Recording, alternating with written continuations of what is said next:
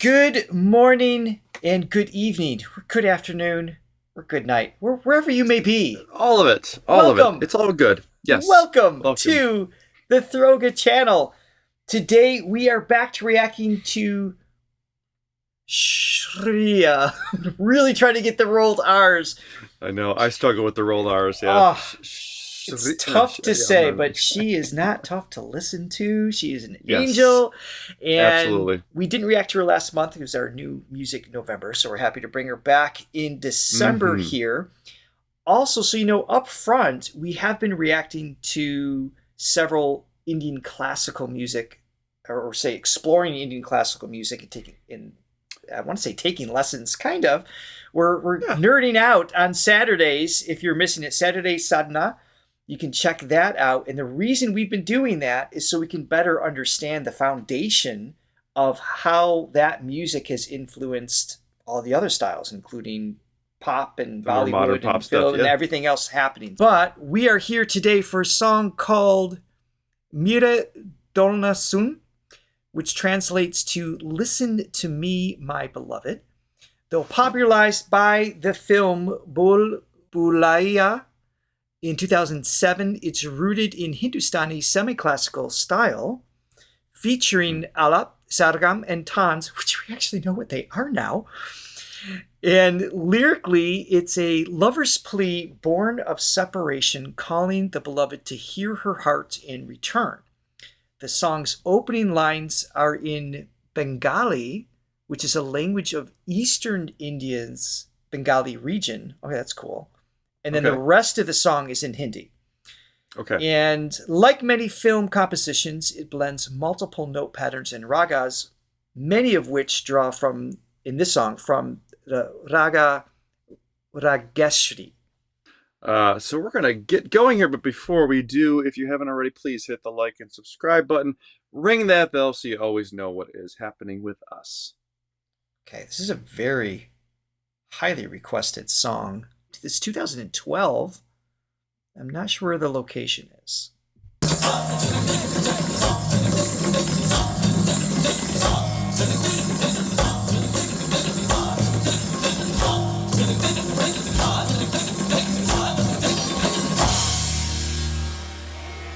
That might have been Bol.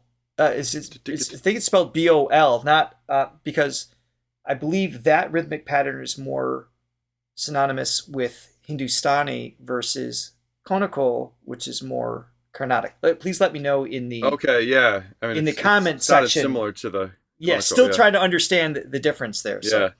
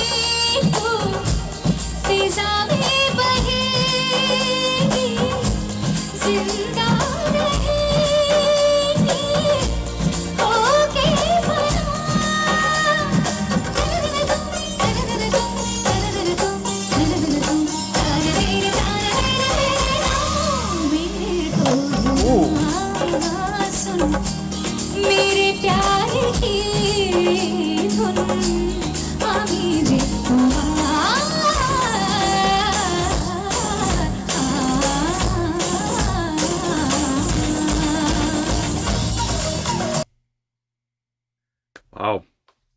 Interesting to come back to. It's been so long since we've heard the more pop influence or more modern influence to the more classical sound. Right. Everything we've been hearing has been all in the same key. And obviously we never miss chord changes with the rocks because they're so interesting and they're so complicated and so beautiful. But to hear the different chord changes now with those raga on top of it, exactly. Yeah, it doesn't have have just a drone sound in the background with a tanpura.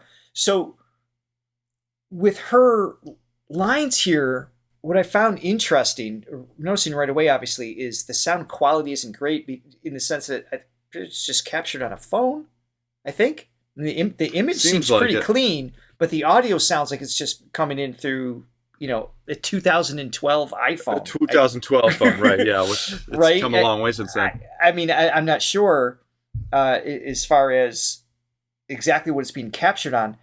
So everything's kind of distorted, everything else, just a little bit.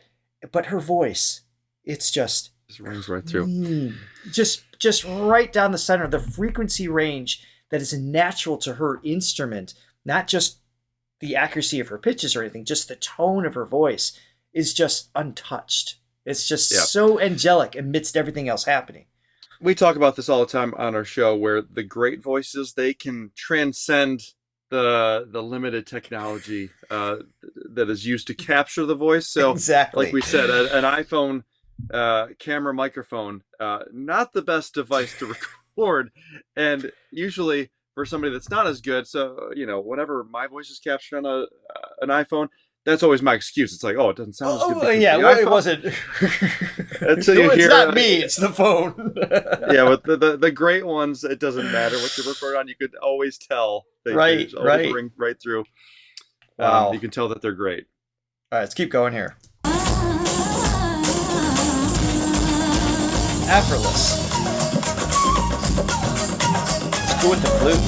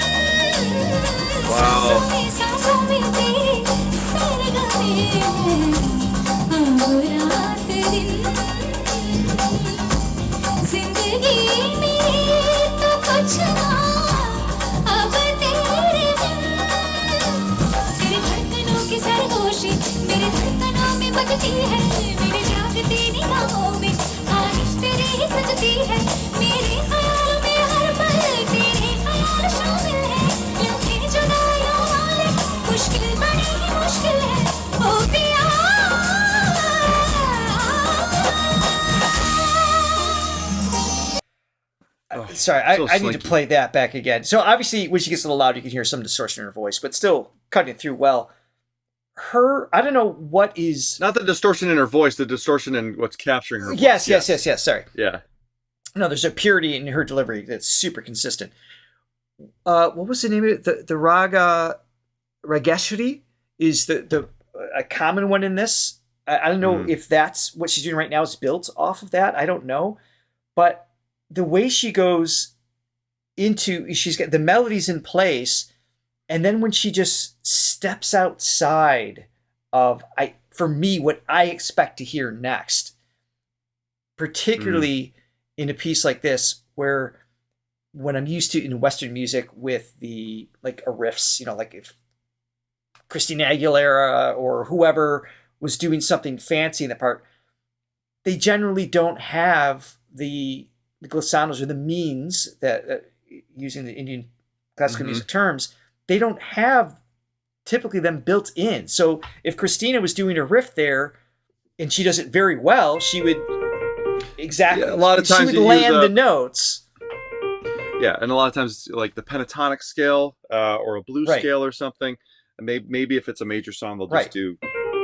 And she's phenomenal at that. I'm not saying anything's wrong with that. Yeah, amazing. But Shreya does that, and these little slinky means that just like these quarter tones, the tuning of things taking place in her voice just feels so much more magical than just a typical pentatonic scale or anything, even when it's well done. It's so interesting to hear. I mean, the changes of the modes that are used. So it's essentially what's happening in this. So song is in E flat, and that's sort of the foundation is that scale. but she'll, she'll put little, Oh, as we call them, accidental notes where it goes outside the scale. And that's what creates the Indian music magic for me. they are not accidental, by the way. Yes, Just the term. No. Yes, yes. No, it's they're definitely deliberate, and they definitely open just so many possibilities musically, and the moods that can be felt. But then on top of that, the shrutis, which still training my ear to hear that. It's more Yes. So the shrutis, where it's basically, as we've learned, it's taking the same pitch and just either going a little flat with it or a little sharp with it, to a great effect. Right. So it's more it's you feel it, but now that we know that information, it just makes the whole thing more impressive, because it's not just being in tune with the note, the original note. It's being in tune with, this part's got to be a little flat, this part's got to be a little sharp. Literally going from 12 notes to 22, but also knowing when and where to slide, doing those means in between, connecting them. It's just that's why it sounds so complex, because it is. Yes, it's very complex. And you said it right. Slinky is just the perfect word for her. She is just beautiful. It's something. Yeah.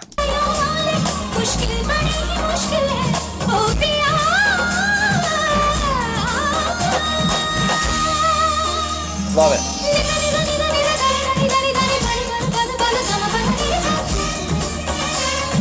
Call and answer here.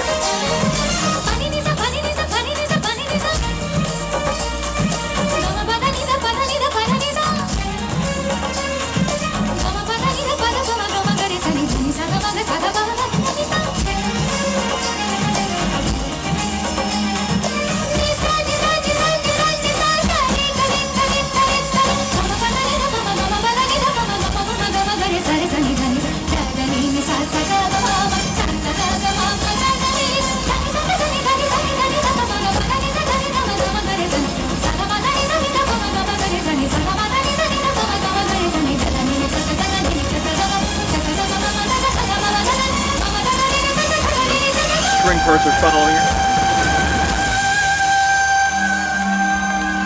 Woo!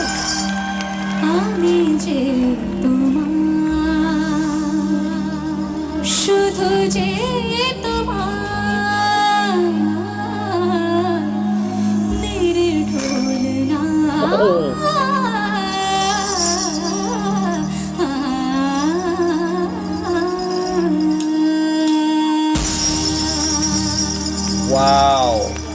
Thank you so much. I need to hear that ending again. Yeah. That was this like that the energy that was there, the breath control, the intensity, like everything she's just dialed in. And then all of a sudden it's like you break through into another world. You just like teleported. All right, one more time. Very One more cool. time. And the parts that are actually written out, because it's not Clearly it's not improvised, because the string, whoever's playing the strings, I think it's a keyboardist that's doing the string part, going directly with her, like just note for note. So I always think that's impressive too, to have those long, extended, complicated phrases, and then you just float so greatly after that.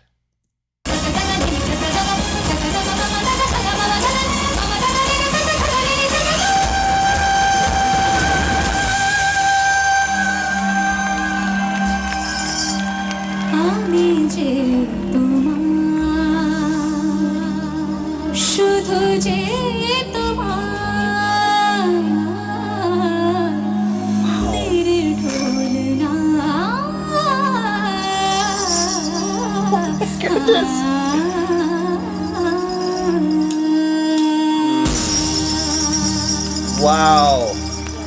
Thank you so much. Thank you. Oh, she is just wonderful.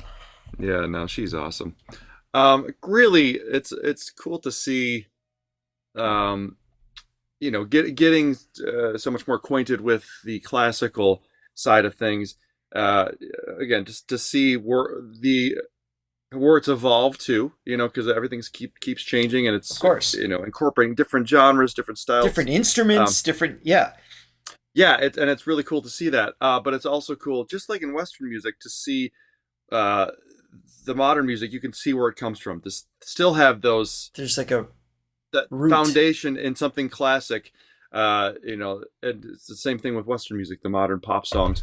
You could still hear the, as they call it, the bones. The connection Right. to that classical sound. The difference is, in this case, you're connecting to something 5,000 years old. as opposed Exactly. to Western classical music, which is a few hundred years old. So that's really cool. And also, one thing I want to point out with her as well, and maybe in general, but definitely with her, obviously the complexity of the music, but and the complexity of her deliveries and what she has to do. But we never really talk about the resonance that's used, and I feel like there's a lot of cool things happening there where sometimes the resonance is taking place here, or more nasal, and it's more of a trap sound, like so it's like right there, and it kind of gives a very it's just yet another texture to something that's already very rich and complex. I wonder, one thing that we learned was when you're learning other instruments in India, most of it is you learn with your voice first. So if you're learning violin, if you're learning tabla, if you're learning whatever, you vocalize it as you're training. That's something that we learned. And so if you're mimicking or learning violin, for example, you're going to mimic some of those textures and sounds, the instrumentation that's there. I'm wondering if over time that it's been part of what has created that Indian tonal aspect that we're used to. Some sort of influence, I suspect, is taking place. But mechanically, what we're referring to has to do with the soft palate. That is the little part in the back of your mouth. You have the uvula that hangs down, that little flap. The hangy ball? Yes, the hangy ball. That's the technical term for it? Yes. Anyway, we're going to leave Johnny out of this conversation. No, the soft palate is the oh my goodness. The nasopharynx is the higher part of the throat, the soft palate, those muscles there. Basically, it kind of acts as a trapdoor. So if you lift the palate, as they say, or flex the nasopharynx region, you trap or you close off that space from allowing airflow and therefore sound waves to travel into your nasal cavity. So right now, this is called hyponasal, meaning I'm not letting any sound waves travel into the cell. So I sound like I have a head Richard's cold. got a cold. Yes. I got a cough due to cold, right? But if I open it fully, and now I have what's called hypernasal, and I allow arguably too much air into that space. It sounds like you just sucked helium out of the balloon. Yeah, just a little bit, right? So Shreya is doing this often throughout the piece, where there's certain vowel shapes that she will, like you said, allow for more resonant space to brighten the sound, leans in the hyper direction, or closes that off. She wants something a little bit warmer and rounder, which you can hear she dances in and out of throughout the whole ending, which I need to hear one last time. This is so good.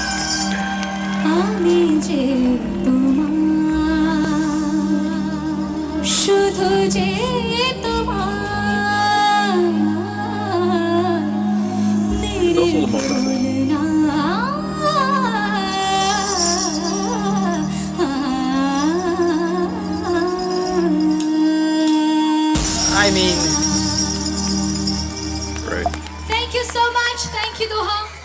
And this is just one last reference to this. I'm just going to refer to my 7 dimensions of singing map. What she's doing, these are the different dimensions of the voice with any sound that you create.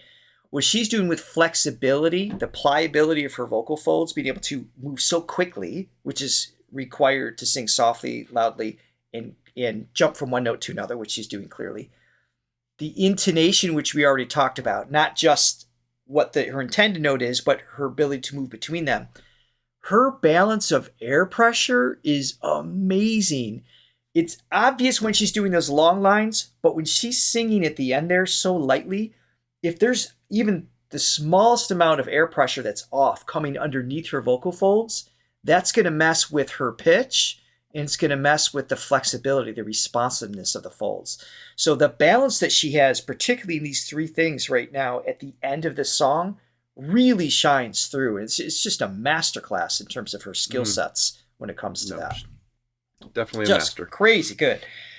That is it for today. Thank you so much for joining us. Let us know what the next video we should react to from this fantastic singer. Absolutely. And also, while you're at it, check out our indie music playlist. We've done quite a few at this point and many more to come, but check out the ones that we've already done. Including Shreya, because usually once we get to 3 or 4, we start a playlist specific to that artist. She's got her own Yes. She's got her own playlist. Yes, exactly. So yes. we'll see you in the next video. Awesome. See you.